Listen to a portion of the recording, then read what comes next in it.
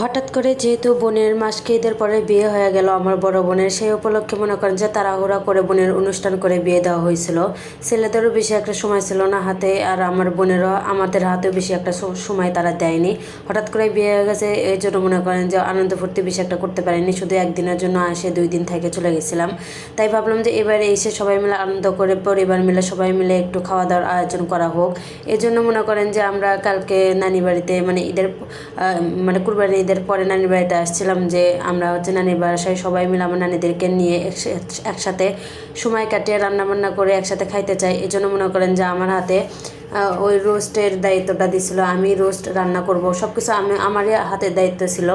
কিন্তু যেহেতু আমার একার পক্ষে সম্ভব না, আম্মুদেরকে বাজারে দিয়ে পাঠাইছিলাম, সেই সকালবেলা তারা আসছে সন্ধ্যার টাইমে, আর রান্না করতে করতে রাত 10টা সাড়ে 10টা বাজে গেছে। এইদিকে আমি সব কিছু রেডি করে দিছি, আর খালামুনি এখানে মাংসটা কষাই নিচ্ছে। আর রোস্ট আমি একাই এবার প্রথম রান্না করলাম, বিশ্বাস করেন এতটাই যে মজা হবে আমি কখনোই ভাবতে পারিনি।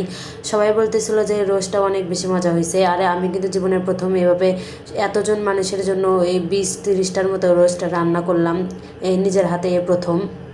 তারপরেও গরুর মাংস আমি সব কিছু মাখাই দিয়েছিলাম, আর খালামুনি বলতেছে দেরি হয়ে যাচ্ছে, তুমি ওইদিকে অন্য কিছু করে নাও, আমি হচ্ছে গরুর মাংসটা কষাই নিই। আর আরেকটা খালামুনি এখানে হচ্ছে সালাদগুলো কাটে নিল, লেবু তারপরে শশা। আর এরপরে হচ্ছে আমার খালামুনিকে আমি সব কিছু এই যে পোলাওয়ের সব কিছু দিয়েছি, যেহেতু দায়িত্বটা আমার হাতেই ছিল এই জন্য মনে করেন যে আমি সব কিছু দিচ্ছি। খালামুনি খালি একটু লাড়ে চাড়ে ভালো করে একটু রান্না করে নিচ্ছে, যেহেতু অনেক বেশি দিন। আর আমার বাচ্চা কাচ্চা নিয়ে কিন্তু অনেক বেশি সমস্যা, আমার বাবুটাও কিন্তু বেশি একটা বিরক্ত করেনি। তারপরে এখন যেহেতু ঘুম আসবে এই জন্য তাড়াহুড়ো করতেছিলাম। আর এখানে সবাই রেডি করে সবাইকে হচ্ছে খাওয়াইতে দিছি বসায়। এখানে আমার নানার থেকে নানা, তারপরে হচ্ছে আমার হাজব্যান্ড, আমার ভাই আব্দুল্লাহ ভাই, তারপর আমার ছোটো ভাই, সবাই এখানে বসে গেছে, খালাতো ভাই বোন সবাই।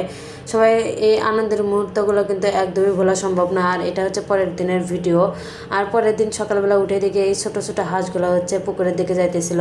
আর এই হাঁসগুলো কিন্তু আমাদের এই পুকুরেতেই নামতেছিল মাছ খাওয়ার জন্য, ছোটো ছোটো হাঁস এগুলা।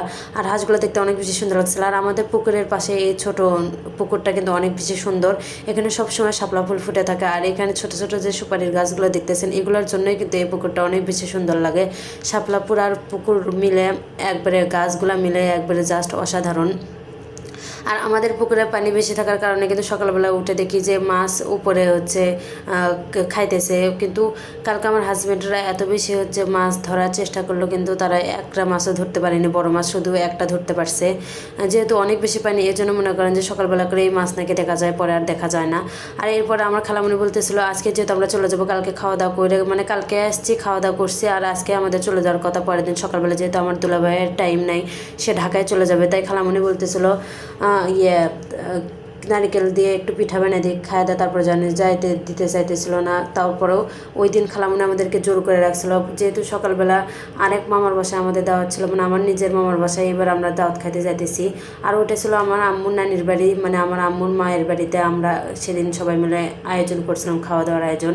আর আজকে হচ্ছে আমাদের নিজের নানির বাড়িতে যাইতেছি, আর অনেক বছর পর যাইতেছি, কিন্তু ছোটোবেলায় গেছিলাম, তারপর থেকে অনেক ঝামেলার কারণে যাওয়া হয়নি, মানে আমার মামার বাসায় আমার আম্মুর সাথে অনেক ঝামেলা ছিল, জন্য যাওয়া হয়নি। এরপরেও মনে করেন যে আজকে দাওয়াত দিছে জামাইদেরকে, তাই না গেলে অনেক খারাপ দেখা যায়, এজন্য মনে করেন যে আম্মু যাইতে নিষেধ করলো, তারপরেও আমরা শুনিনি, জামাইদেরকে নিয়ে চলে আসলাম আমার বাসায় দাওয়াত খাইতে। আর এখানে এসে মনে করেন যে আসার পরে নাস্তা দিছিল, দেখি যে রান্না হয়নি, মানে আসবো কি আসবো না এটাই তারা জানতেছিল না, যে আসবো কি আসবো না। পরে হঠাৎ করে 10টার দিক ফোন করে বলছে যে আমরা এখন যাইতেছি। তারা তখনই তাড়াহুড়া করে রান্না করে শুরু করে দিছিল, আর এদিকে তারা নাস্তা দিয়ে ফেলছে, সেমাই মিষ্টি তারপরে হচ্ছে বিস্কিট দিছে, যাতে নাস্তা কোনো মতো সেরে নি, যেহেতু আমরা আসার কথাই ছিল না, এর জন্য মনে করেন যে রান্নাটা অনেক বেশি দেরি হয়ে গেছে। আর এখানে দেখেছেন আমার নানির বাসা কিন্তু গাছগাছালিতে ভরা। আর এই নানির বাড়ি কিন্তু আমার অনেক বেশি পছন্দ ছিল, ছোটোবেলায় কিন্তু আমি এখানেই ছিলাম, এখানে বড়ের গাছ ছিল, তেঁতুল গাছ ছিল, এগুলো সব কেটে ফেলছে, অন্যরকম করে ফেলছে বাড়ি। আর এইটা বড় জমিতে দেখতেছেন আমাদের বাসার সাথে এই জমিটাই, এই জমির ওপর নার্সারি করে রাখছে, এখান থেকে কিন্তু সব গাছগাছালি বিক্রি করে আমার মামা, সব রকমের গাছগাছালি এখানে পাওয়া যায়, অনেক বড় এই জমিটা, সব পুরোটা মিলে নার্সারি করে রাখছে। এরপরে গাছের থেকে তারা হচ্ছে ডাব পাড়ে হচ্ছে খাইতেছিল, যেহেতু আমাদের নিজস্ব মামার মানে আমার নানিদেরই এই গাছগুলা ছিল, আমার নানি যেহেতু এখন আর থাকে না, এখন মামারাই থাকে। আর এই ডাব হয়েছে, নারকেল হয়েছিল, আমার ডাব যেহেতু বেশি একটা পছন্দ না, আমার নারকেল সব থেকে বেশি পছন্দ, এই জন্য মনে করেন যে যারা ডাব খাওয়ার তারা ডাব খাইতেছে, আর আমার জন্য নারকেল রেখে দিয়েছিল গাছের থেকে পাইরে। এরপরে রাতের বেলা হচ্ছে আমরা খাওয়া দাওয়া করে চলে আসছি, এখন রাতের বেলা খাওয়া দাওয়া করতেছি, কালকে যেহেতু বাসায় যাবো। আজকের ভিডিওটা এই পর্যন্ত, সবাই ভালো থাকবেন, আল্লাহ হাফেজ।